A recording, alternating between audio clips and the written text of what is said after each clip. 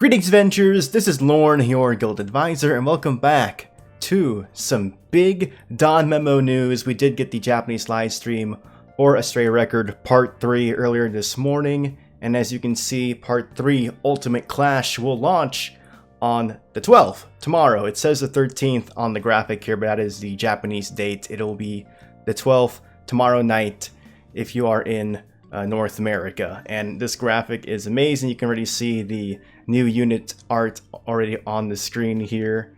But before we break it down for Astrea Record, let's quickly go over the results for the Labyrinth City Collection voting.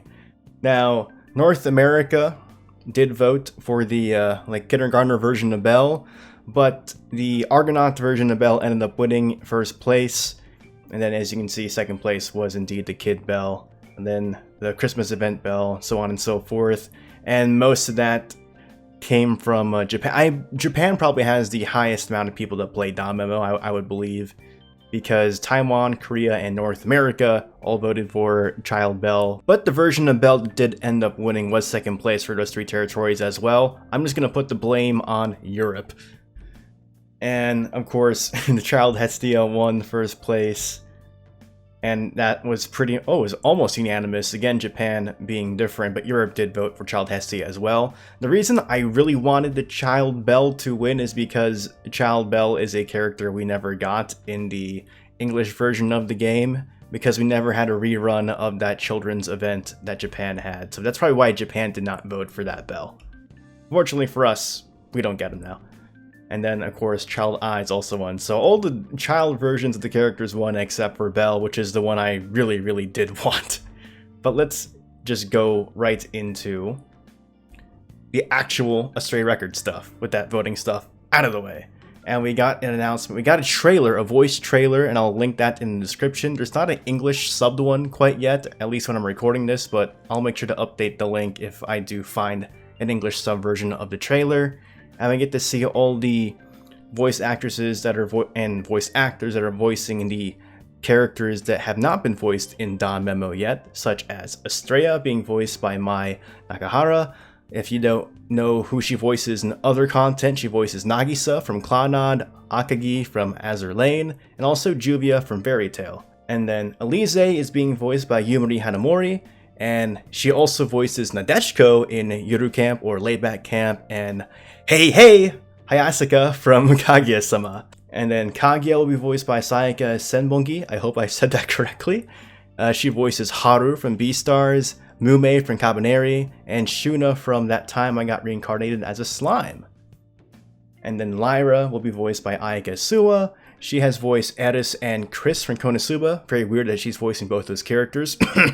And Tomoe Tachibana from Absolute Duo. And then Ardi is voiced by Miku Ito, and she actually voices Miku from Quintuplets. Very ironic. And then, come on guys, really?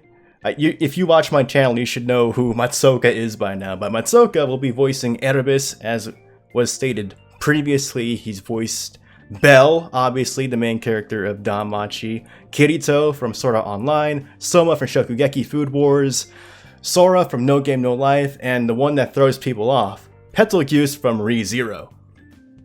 And then Alfia will be voiced by Shizuka Ito, and Alfia actually opens her eyes in the PV. And Shizuku-san has also voiced Rindo Kobayashi from Shokugeki Food Wars, Hinagiku from Hayate Combat Butler. If you're an old person like me, you recognize that anime, and also Akano from High School DxD. And then Zard will be voiced by Katsuyuki Konishi, and he voices Kamina from Gurren Lagann and Laxus from Fairy Tail.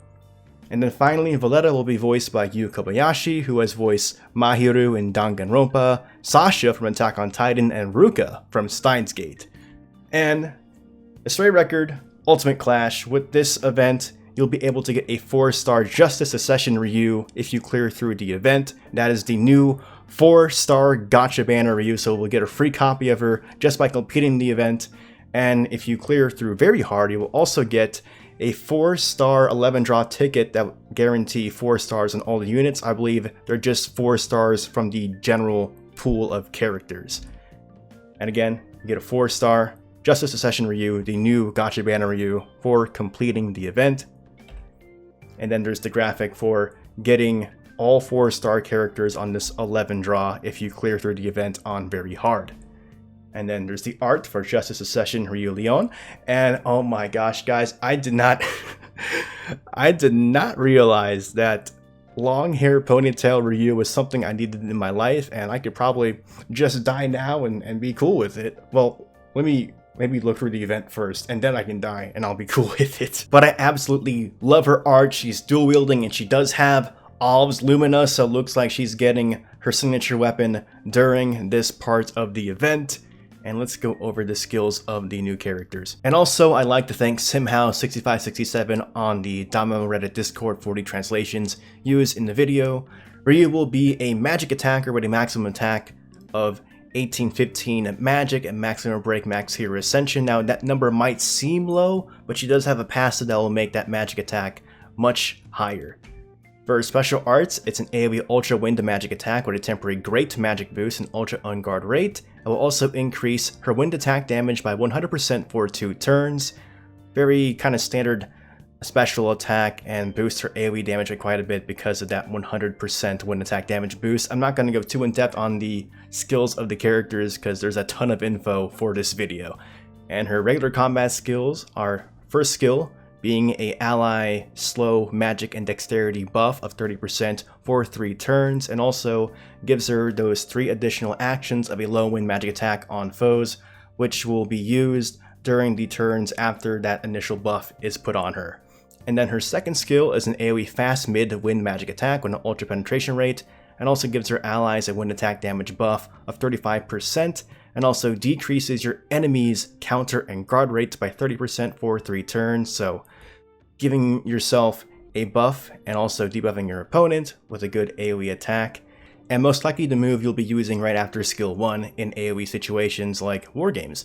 And her third skill is a single target high wind magic attack with a temporary magic boost and ultra critical rate. It will also increase the duration of your opponent's status debuffs by 2 turns. As for notable passive, she has a 35% extra earth resistance, and she gets an extra 15% magic when she is wielding a katana. And what is a katana weapon that she can wield? Her signature weapon, Alves Lumina. So hopefully it works correctly that way. And the damage on her counters is increased by 50%, and she has the Dragon Killer ability. I wonder what one of the monsters in this final part of the event will be. And then we have Elise, Loville, Flaming Will. So interesting that we got a repeat character with Elise here. And then she will also be a magic attacker with a maximum magic attack of 1991 and max hero ascension, max limit break. And for her special arts, it's an AoE ultra fire magic attack with a temporary great magic boost, and also increases her own magic and fire attack damage by 80% for 2 turns. And as for her regular combat skills, her first skill gives your allies a buff that decreases the amount of AoE damage they take by 30%, and also gives herself plus 3 actions of a low fire magic attack on all foes. And then for her second skill, it's an AoE high fire magic attack with a temporary magic boost and ultra critical rate, and also increases her own magic and fire attack damage by 70% for 3 turns. So her second skill does quite a lot, a ton of damage, and also increases both her magic and fire attack by 70%, like 140% boost pretty much. And you want to be using skill 1 first, obviously, then skill 2. And then for her third skill, it's a single target high fire magic attack that will increase in damage by 35% for each magic buff skill on her, and also has an ultra unguard rate. As for her passive, she has a bonus 35% wind resistance, does 50% more damage on her counters, and 10% more damage on her criticals and penetrations. And though it's not on here, she also has that Dragon Killer ability as well. And then, oh my lord, guys, as much as I love Ryu, her being my favorite character, I think hands down the unit with the best art for this event as a whole is Otaro. He looks amazing. He looks like a bamf right now. Oh my god, he looks so good. Anyway, enough fanboying over the strongest adventure in Ario, or he will be soon in this event. He is going to be a physical attacker with a maximum strength of 2171 at maximum break max hero ascension. Look at that triple S strength stat. For his special arts, it's a single target Ultra Earth physical attack that will increase in damage by 35% for each self, strength, and earth attack damage buff on him, and also increases his counter rate by 60% for 1 turn. A little strange that it's just for 1 turn, but then you see his passive is like, okay, I kinda get it. And for his combat skills, his first skill is a self, strength, and earth attack damage buff of 75% for 4 turns, so an overall increase of 150%. And also gives himself those 3 additional actions of a low earth physical attack on a foe, so setting himself up for the next moves. Then his second skill is a single target fast high earth physical attack, and also reduces physical resistance and earth resistance by 35%, and guard rate by 50% for 2 turns. So just smacking the enemy, putting debuffs on him. And then for his third skill, a single target super earth physical attack with a temporary strength boost, and ultra critical rate, and also reduces strength and magic by 45% for 2 turns. So Otaro is like the ultimate package when it comes to single target encounters, pretty much. Just, oh my gosh, the first skill buffing himself up, the second skill decreasing your opponent's resistances, then the third skill, the highest damaging move that will also decrease the amount of damage your opponent does. Just the complete package. And then for his passives, a 35% bonus thunder resistance, and then here's this interesting passive. His counter damage is supposed to scale according to how low your HP is. So the lower your HP, the higher the damage. Now it's going to be difficult to try and really game that because you don't want his HP to be too low and then just die to bad RNG in Record Buster, but it is a interesting passive to put on Otaro here. And he also has a passive 8% HP and MP regen, and also, again, has that dragon killer ability. Next we have Unwavering Spear Finn, another repeat unit for the event. Yeah, I'm slightly frustrated, I'll talk about that later. He'll be a physical attacker with a max strength of 2019 at max limit break, max hero ascension. For his special arts, it's an AoE ultra wind physical attack with a great temporary strength boost and an ultra penetration rate, and will also increase the strength, magic, and wind attack damage of your allies by 60% for 3 turns. For his combat skills, his first skill is an AoE fast low wind physical attack with an ultra critical rate, and will increase the strength and agility of your allies by 30%, and also decrease the wind resistance of your opponents by 40% for 4 turns. So a nice little agility debuff on that skill. And for his second skill, it's an AoE super wind physical attack with an ultra encounter rate that will also decrease the turn duration of your opponent's physical, magic, and elemental resistance buffs by 3 turns. And for his third skill, it's a single target high wind physical attack that will increase in damage by 35% for each self-strength buff skill on him, and also has an ultra unguard rate. And as for his passives, he has a bonus 35% earth resistance, a bonus 15% damage on penetrations, and also has that dragon killer ability. So both Ryu and Finn are both wind element characters. It'll be interesting to see if people try to group Ryu with like wind element characters or magic characters. It'll be interesting to see what comps will be constructed with these new characters. And now let's go over into the assists. I feel so bad. I feel so bad for Alan. Like, I called new Otaro obvious, new Ryu obvious, and Alan being the remaining character that has a new outfit in the event. Kind of an obvious call, but unfortunately Alan is an assist character, and this is like his best costume design yet, so it kind of stinks that you won't actually see him doing anything in the best outfit, in my opinion, for Alan. He's just an assist. I feel so bad. But Bursting Chariot Alan, at least he has one of the highest agility stats of 649 at +5 because he is the fastest adventurer in Arario. And his strength and magic are almost equal here. And for his assist skill at +5, it will decrease your opponent's agility by 15%, very appropriate, and also will increase the critical and penetration rate of the equipped character by 20%. So I believe this is the highest debuff of agility on a assist character. So if you have like an agility focused team, you probably want Alan because he has the highest agility debuff, I do believe. And then the final assist character is Divine Gaze Freya, and I will say that this art is very good for Freya, even though I wish we were getting Erebus. Freya has pretty decent stats overall, with a high dexterity of 565. As for assist skill at +5, it will increase the counter rate of your allies by 20% and also decrease the critical, penetration, and guard rate of your opponents by 10%. So that counter rate really high. It'll be really useful just to have like as a sacrificial thing to use in stuff like Familiar Rush, so you can give your party a big counter rate buff and that'll let them do a ton of damage if they do get more counters in during events like that. And the small debuffs to critical penetration and guard rates help a bit as well. But here is the banner layout. We have Ryu, Alan, and Otaro on the same banner. And this is the exact banner I call. Like, we'll have Ryu, Alan, Otaro on one, and the other will be Zard, Althea, and oh, wait a minute. This isn't Zard, Althea, and Erebus. This is two characters that I already had in the character from the event in part 1, and then Freya to make sense of both Alan and Otaro. But man, I really wish it was Erebus, Zard, and Althea, but for some reason, like, the developers are scared to put in original characters as units, even though Omori Sensei himself made these characters, and Argonaut doesn't really count. I know the Argonaut characters are technically original characters, but they all resemble characters we already know from danmachi, so it just feels like a missed and wasted opportunity to have like another Elise and another Finn here, when we could have had Althea and Zard, but enough of that. Oh, it feels so bad.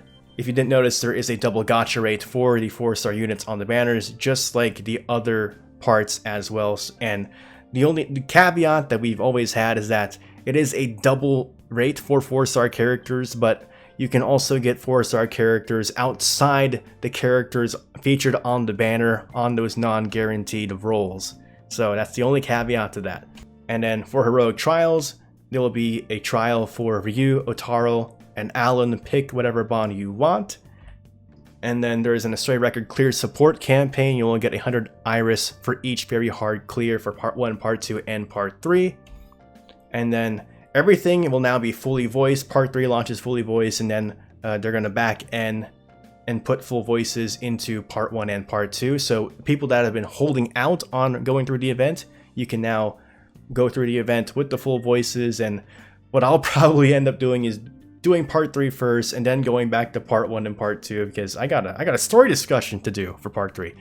And they'll also give us enough stamina potatoes to play through part 1 and part 2 again, even though you can just read through it in the story digest. But it is nice that they're giving you potatoes, especially for newer players. And then this is what the login bonus will look like, and it should start on Friday. Very similar. You see that very end has that 300 iris.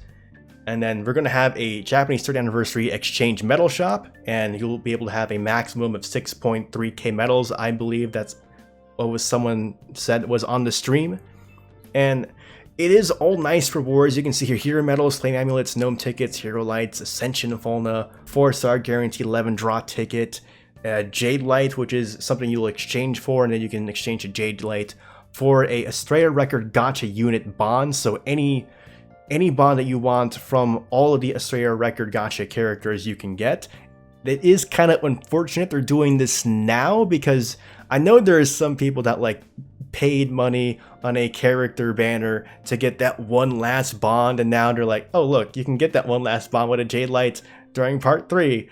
And I'm like, but I paid money for an Elise. I mean, I'm not saying I paid money for Elise, but there are some people like that are like, well, okay, cool.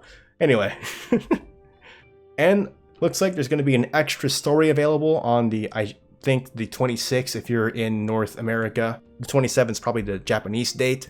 So an extra story. I think it's going to be very similar to how Argonaut worked last year, where it was kind of a nice little epilogue in present day. So this is probably going to be something that happens in present day Orario, and it's probably going to go back to Ryu, reflecting over the events that happened in this event. And maybe she goes back up through the dungeon and talks to Belle about it, because Belle is seen with Hermes at the very beginning of the prologue to the event, talking about what happened back then 7 years ago. So I wouldn't be surprised to see Belle and Ryu meet at the very end during this extra story. And there's a very interesting new feature that's going to be implemented called the War Game New Unit Trial Function. And it looks like you can actually go through this trial function implementation and do a trial battle using a character that you don't have that's on like the current gacha banners. So that's actually really cool. Like you can experiment with lineups before you even roll for a character. So that's very cool and kind of consumer friendly actually for a gacha game. There's going to be a resource campaign for Hero Falna, Exilia books, and the Crystal Rabbit quest that will give you those Moonbow gems to make weapons with. And we'll be getting them one after the other. So I believe the first week will be Hero Fallen, the second Exilia, and then the third Crystal Rabbit quest.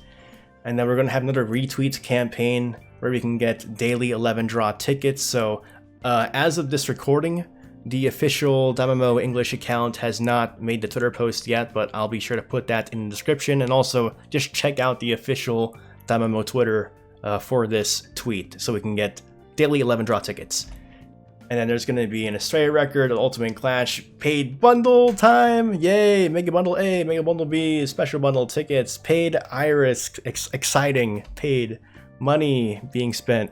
Bonus Iris campaign. Purchase up to 3 times. Your 300 Iris purchase is now a 400 one. Your 1400 Iris purchase is now a 1600 one. Yay! More Iris for the money you pay. And then there's going to be an Iris and Hero Light bundles being put on back in the shop. You can purchase up to 2 times. 7th Zone is being refreshed as normal. Record Buster Avis is coming back this week. And just to review through the entire schedule, tomorrow night on the 12th, because we're going with Pacific time, Astrea Record Ultimate Clash will begin. You'll get all the full voices. If you clear through the event, you'll get a free 4-star Justice Accession Ryu. If you clear through very hard, you will get a free 4-star 11 draw ticket that will give you all 4-star units. That's also when the Part 3 banners come out. We'll have the bonus Iris campaign, paid Iris campaign, the paid Iris combo, and Hero Lights. The paid bundles and tickets will also be on sale. The heroic trial for Otaro, Ryu, and Alan will start. We'll start the resource campaign with the once a day Hero Fallen quest. There's the 7 Zone refresh along with the Record Buster Avis. And then on Friday, we'll have the login bonus campaign starting, and then sneak announcement on the 19th, it should be, if we're talking about Western time, is Familiar Rush. So look forward to that. So huge amount of news. Part 3 will be starting very soon. Looking forward to how that event will go. We finally have the voice implementations. I'm so excited to hear all these characters with voices. It's going to be so awesome to hear that. Very excited again for what happens in Part 3. There will be a story discussion on that sometime. I know Part 1 and 2 discussions have been very late, but I'll try to be a good boy this time. I don't think I have too many obstacles in my way when it comes to getting this story discussion out, except for maybe Tomozaki Volume 4 coming out, but you guys might not care about that light novel series, but I do.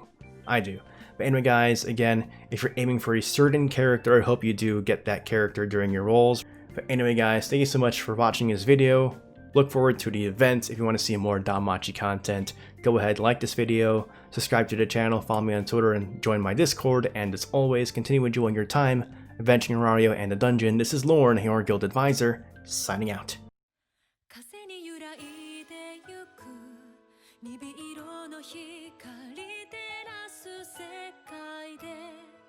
今選ぼうその正義を